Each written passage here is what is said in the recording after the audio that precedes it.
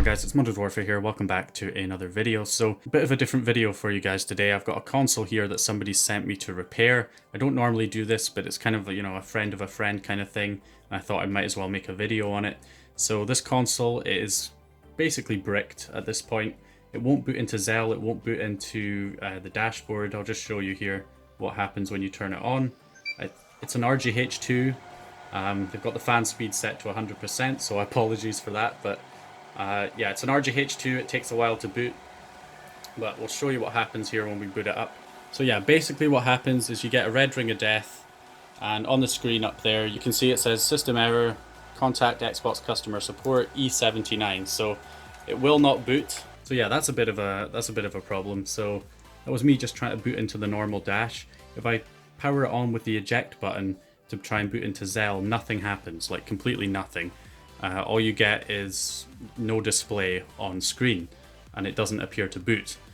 However, sometimes, not in this case, but sometimes that can be because it just doesn't output to the display when you boot into Zell. That happens on some consoles sometimes, and the way to fix that is to hook up, instead of HDMI, try hooking up an AV cable. Most people don't use, since we don't use CRT TVs anymore, but if you still have one of these, but sometimes Zell just won't output to HDMI, but if you hook up one of these AV cables, it will output to this, and then you'll see that Zell is actually working. In this case it doesn't appear to though, I still just get a black screen, no signal. Basically the only option from this point, because it doesn't have a hardware flasher, it's not a demon chip. So dual NAND chips have, you know, these little switches on them that have a mini USB connector, which will be, you know, on the console somewhere, and you can hook that up and flash the NAND directly using a built-in hardware flasher. But because this console doesn't have a hardware flasher, it's not a dual NAND chip. So the only real way to fix it at this point is to flash the NAND using a NANDX or JR programmer. So I've got a JR programmer V2, which I'll do, and I've got the connector for it. So basically I'm going to have to open up this console, solder these wires to the correct points on the motherboard, and connect this up to the JR programmer, and that should allow me to write the NAND. And I've got the backup NAND from the person's console that should be a working NAND, so we'll flash that back onto it. Hopefully it'll boot. Once it boots up, I can then update the NAND properly. So yeah, fingers crossed everything will work out. So anyway, let's just go ahead and tear down this console right now.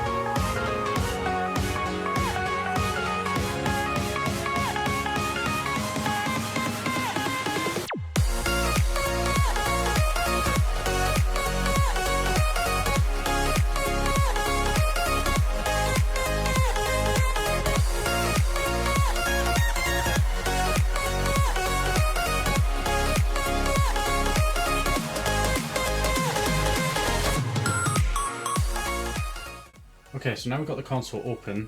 So the next thing I need to do is take the disk drive out to get access to the motherboard. So for a Slim, to read and write the NAND, you've got to solder the wires to this pad right here. You can see there's already solder on them from probably the person who RGH'd this in the first place. You would have had to read the original NAND off the console. So there's already solder on there, but basically you got to solder, I think, 5 points on here, 2 points on here next to where the what is this chip? That's not a Cool Runner, that's an Ace 360, yeah, or Ace V3. So basically right next to where those are connected, there's 2 points above them. So 5 points here, 2 points there. Got to solder this to those points, and then we should be able to write the NAND, hopefully.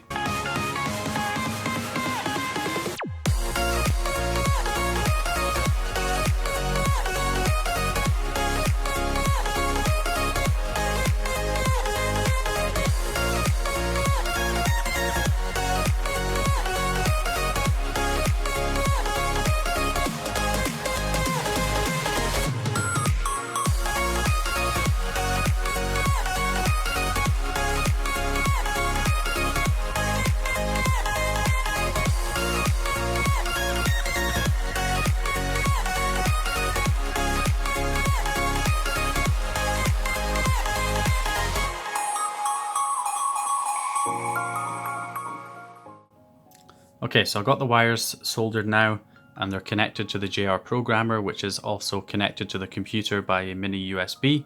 So that's our hardware flasher, the JR programmer. So what we're going to do is, or normally what I would do now is I would use JRunner software on the computer to write the backup NAND to the motherboard, and then it should hopefully work. However, I did have a bit of an issue with the yellow wire soldering it because the point was just like rock solid. The solder wasn't taking to it, and if it did take to it, I couldn't melt the solder. So don't know what's up with that point, but there's something up with that point. So if that becomes an issue, and so if the wires aren't soldered correctly, then you end up with bad block errors. So writing the NAND, you might get a bunch of errors and it won't write properly. So what I'm thinking of doing instead, which would kind of solve that problem, is just writing Zell Reloaded to the NAND. So if I just write Zell Reloaded, which is just the first 50 blocks, so it's not going to take us long to write the NAND, therefore the margin of error is a lot smaller. So if I just write Zell to the NAND, and once that's written, I can boot the console into Zell and then use raw flash through Zell to write the backup NAND. And because I'll be writing the NAND through Zell instead of this hardware flasher, there's not going to be any errors because it's going to write it. It's a software flasher, so it doesn't rely on these connections. So hopefully that will work. So yeah, we'll go ahead and give that a shot. Okay, so I've got everything hooked up now. JR programmer's connected to the computer. Wire installs are in. The power cable is connected to the console, but the console's not turned on. So we should be ready to write the NAND. So I went ahead and got the backup NAND from the console, which should be a working one. And just to be sure, like I said, we'll go ahead and create an ECC image in JRunner. And that is basically a Zell Reloaded image. And then when that gets created, we can write that to the NAND, and that will just be the first 50 blocks of the NAND. So this will tell us whether, you know, I've installed the wires correctly and my soldering was good enough for it to work. Not good, definitely not good, but good enough. That's all we need. And yeah, and it will only write the first 50 blocks, so it won't take long. And if this does succeed, then the console's basically fixed. So here we go. Write ECC. Device not found. Okay. What keeps happening is whenever I restart the JR programmer, it keeps changing the driver. It swaps the driver out for some default Windows driver, which doesn't work.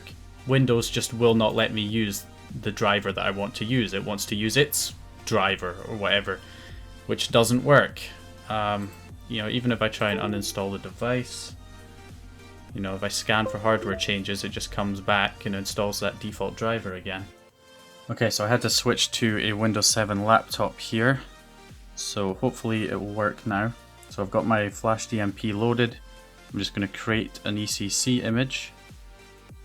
So there we go, that creates the ECC, and that should allow me to basically write that to the NAND now.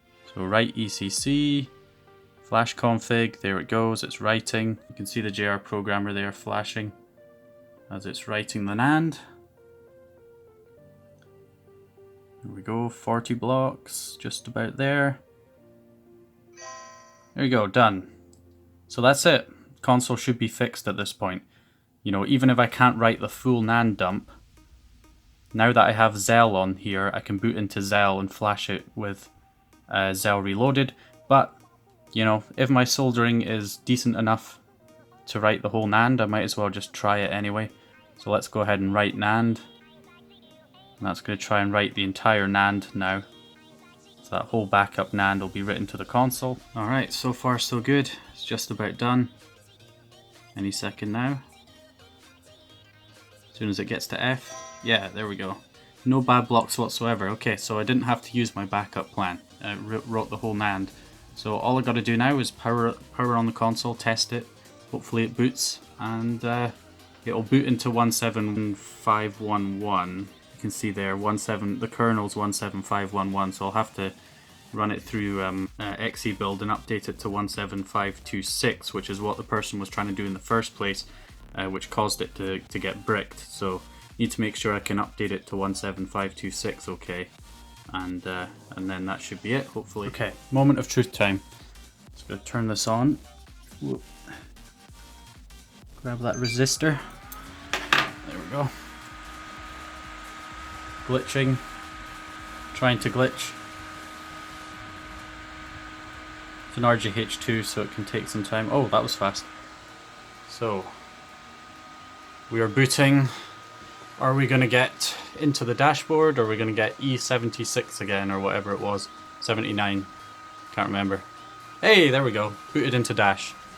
Alright, that's it. It's fixed. I'll go ahead and update the flash DMP to 17526 and flash that on through Zell probably. And then we'll see if there's any problems updating it to 17526, but hopefully not. And yeah, it will be fixed.